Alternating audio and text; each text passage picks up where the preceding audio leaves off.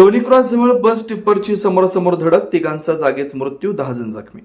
विजयपूर जिल्ह्यातील चडचण तालुक्यातील लोणी क्रॉस जवळ सरकारी बस आणि टिप्पर यांच्यात झालेल्या भीषण अपघातात तिघांचा जागीच मृत्यू झालाय.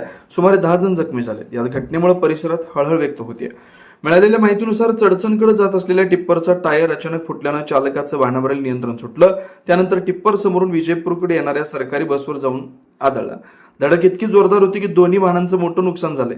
या भीषण अपघातात टिप्पर चालक अशोक उटगी, त्यांची पत्नी राधाबाई उटगी तसेच सरकारी बस चालक हनुमंत चौलाद यांचा जागीच मृत्यू झालाय.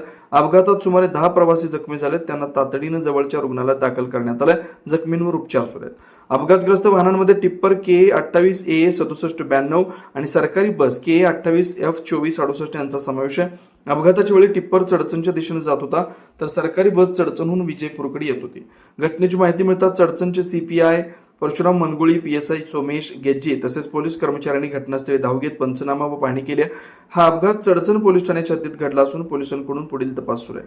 या अपघातामुळे काही काळ वाहतुकीवर परिणाम झाला होता. पोलिसांनी तात्काळ मदत कार्य राबवून वाहतूक सुरळीत केली. मृतांच्या कुटुंबियावर दुःखाचा डोंगर कोसळला असून परिसरात शोककळा पसरली आहे.